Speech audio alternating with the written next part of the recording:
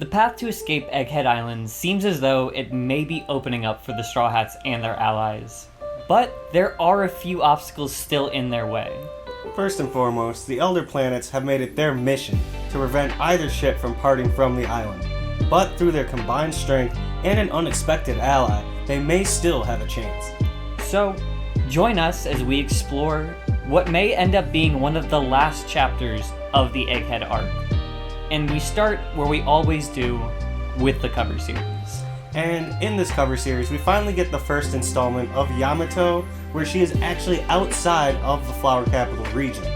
And for this edition, she is in the Kibi region, where you see a bunch of children throwing stones at her. And while they do talk about how this is attributed to the hatred those children felt for Kaido, and for what he did to their country throughout his reign, I think it's also reflective of some of the hatred and harassment that we saw Odin experiencing in the earlier part of his journey when he was traveling around Wano as well. I mean, from the ages when he was young, he was consistently a thorn in the side of these men and all these communities. He would just come in and disrupt things, so this in a way could very much be a parallel for Yamato to go through as well. And I like that you pointed out that parallel, because it really is there and would add a good extra layer of depth to this cover series that we really didn't see coming. However, there's a lot to cover in this chapter, so we're going to leave Yamato here and start with the title of chapter 1119 being Emeth, which seems as though it's just a proper noun, which we can explore later in the chapter, but there's a few other things that people are speculating as well.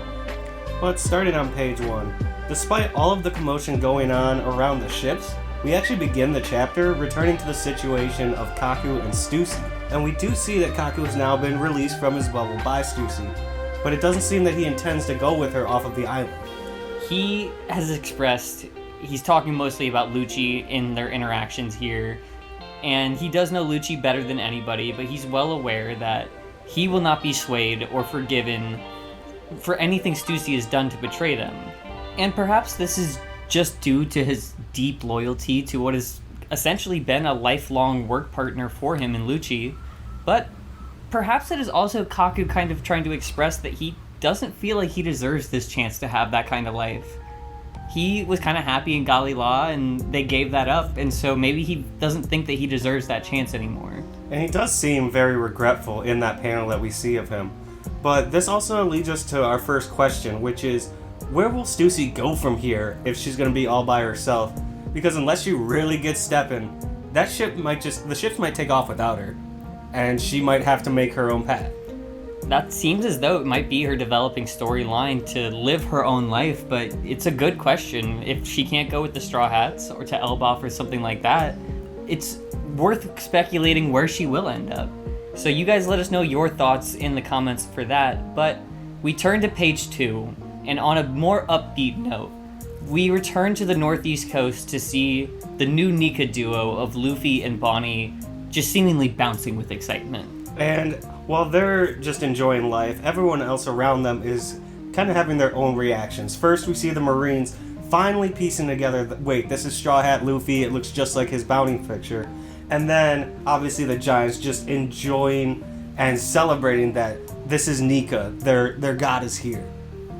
However, somebody that sees right through the entire situation is Mars, who very quickly is able to assess that Bonnie used her HH fruit. This is just a sort of like pseudo transformation, and he immediately makes it clear that he needs to take action. It does so again with his favorite move, the knockoff Boro Breath. Luckily, Luffy, once more, is the one who is able to actually refocus the group and explain what he has come to understand with his fighting against the Gorosei so far. And that's that they cannot be physically harmed in any way. So their most efficient use of time is not to worry about injuring them, but just getting them off their back.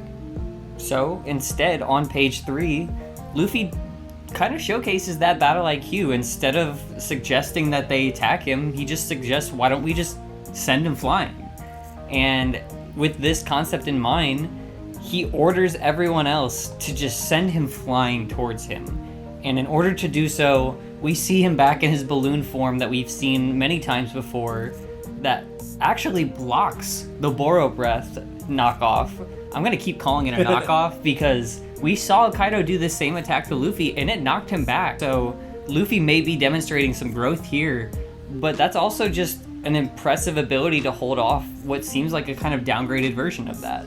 And then on the other side, Sanji and Frankie are immediately on board with this plan, but Bonnie needs a little more persuading.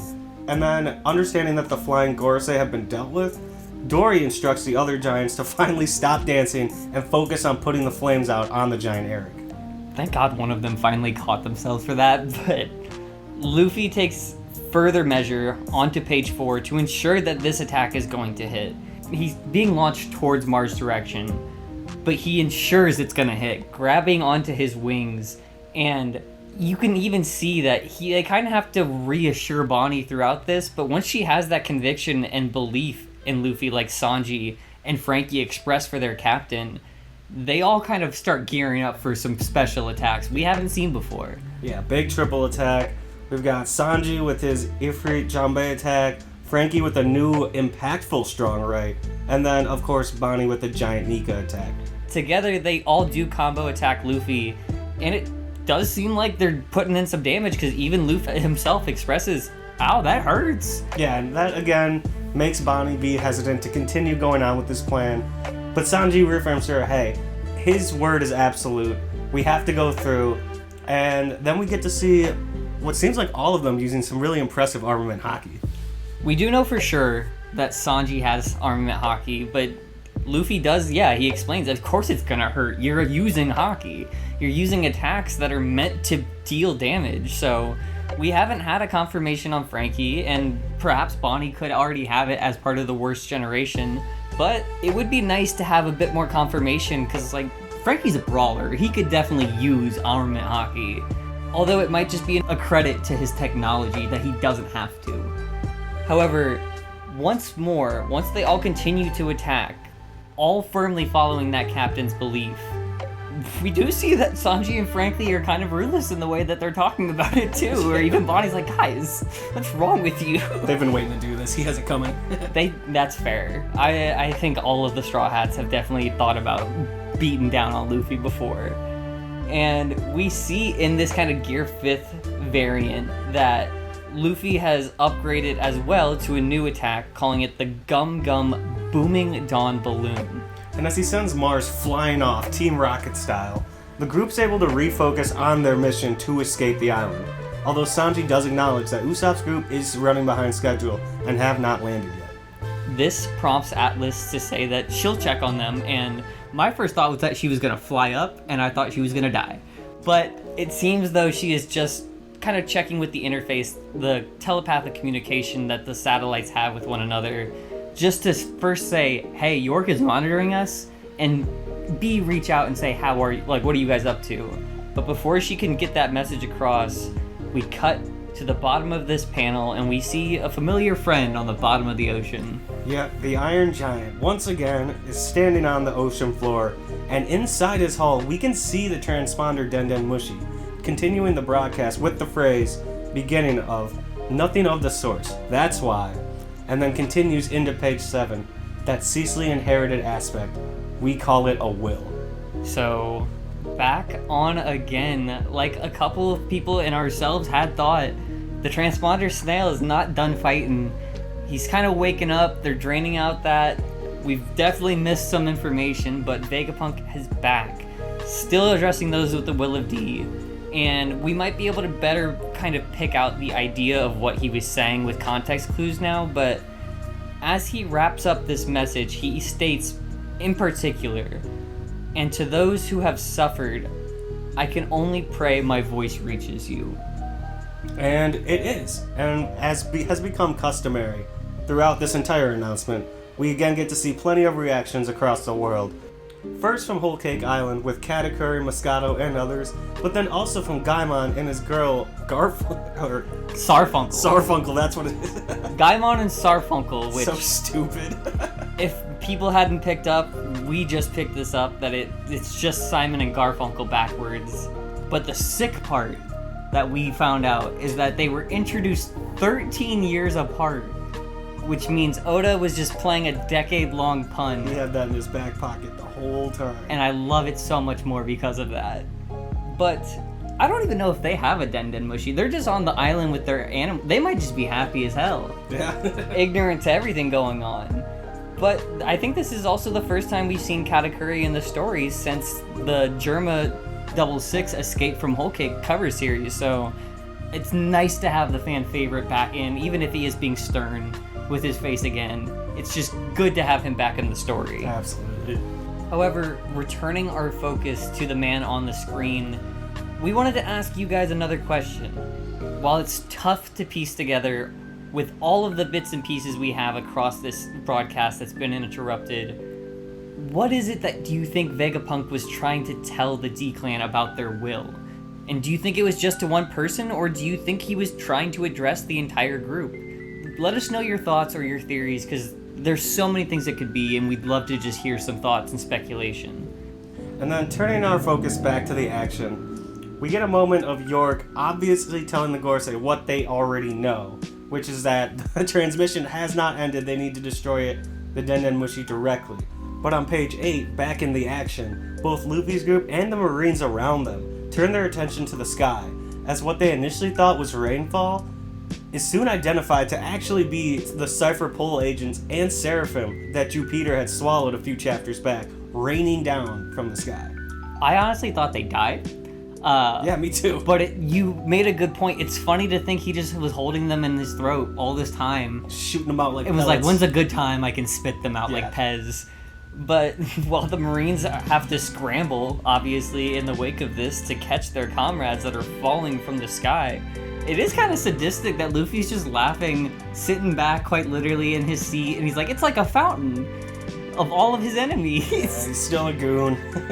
But Bragi does wisely warn him that it does seem like they should probably create some more distance between that monster that they're looking at and themselves after just getting rid of another one. Yeah, and that turned out to be very wise advice, as we saw very quickly. As on the very next page, we see Jupiter attempt to once again use his suction ability to pull the Grey Eric back towards the Egghead shore in the attempt to swallow them. And Luffy wastes no time reacting to this, shutting off the vacuum by punching him directly in the face, again with a smile. I'm sure he's glad that there is a few of the Gorosei he could just punch, because Warkury's not giving him that pleasure. No, he's not. So, yeah, he's getting back to his old favorite of just throwing hands. And we also get a unique perspective on the whole situation from Vice Admiral Dahl, who is still in her baby form, but she comments, a giant white monster and the Cypherpole agents falling from the sky. Even dreams aren't this wild. Yeah, and it gets even wilder as we go on to the final page, as Warkury is taking a full-on charge headfirst towards the ship. And being the one Elder Planet has been unable to do any physical damage from anyone, they really all just seem like they're screwed at this point, and they start to brace for impact. No, even Warkury himself is fully committed to this. He's like jumping off the edge of the island, just ready to body slam this, but the charge was very quickly interrupted by, as we had predicted, again in the last chapter review. There's double the energy that was powering him before. Obviously it's not gonna last the whole time, but would that be enough to get the Iron Giant to raise up off the ocean floor out of the waters again? The Iron Giant rising up from the ocean floor and delivering a haymaker on Warkury. Hard enough that he actually breaks off part of his tusk. Yeah, I didn't catch that on my first read through, but that's crazy. I mean, we know he's gonna grow it back with how they just regenerate, they can't actually take damage, but that is one hell of a swing. And as he's laying down the law on Warkury, we can kind of see a bit of the Iron Giant's internal monologue. And this is where we finally figure out, the chapter title, but his long-awaited name, as the message reads, Emeth, the time is at hand. And we get a very brief response with just his face saying, the time?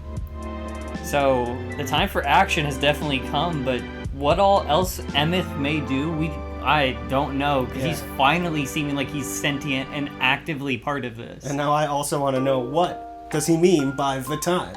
But while even Dory and Bragi are shocked by what is going on in front of their eyes, we get to end the chapter on an ecstatic Luffy, who basically just feels how we all feel, screaming robot with pure excitement and joy. It's like the same joy he sees every time Frankie shows him a new toy. Exactly. That he does with Chopper and Usopp, and I love it because it's just, that is who he is. He's always loved those kind of things, and especially if he's feeling his most free, he's very much going to show his appreciation for a giant robot. It's like Jinbei mentioned to Bonnie with him and Chopper when they first found the robot. This is their dream. This is a dream come true to them. And now to actually have it fighting for him, even better. But it is also worth noting, because we did a little bit of research into this before, but the word Emeth does have a bit of other roots specifically tied to the legend and lore of that of the golem. And the word Emeth sometimes being the word that was transcribed onto the head or the forehead of these golems that gave them life, and essentially you give them a command that they will follow out absolutely. So in some way, perhaps it was that this was the kind of golem of the ancient kingdom or of Joy Boy, and that apology might come from the fact that he was forced to act against him by somebody else against his own will. So that's a lot to think about for now. But while the group on the northeast coast does seem to be probably in the best position they've been, there's still so many unknown factors left in this story. Yeah, we've got Nami's group, the fight between Nusjuro and Zoro, and the futures of a lot of different characters from Edison, Stussy, Kizaru, all still at play.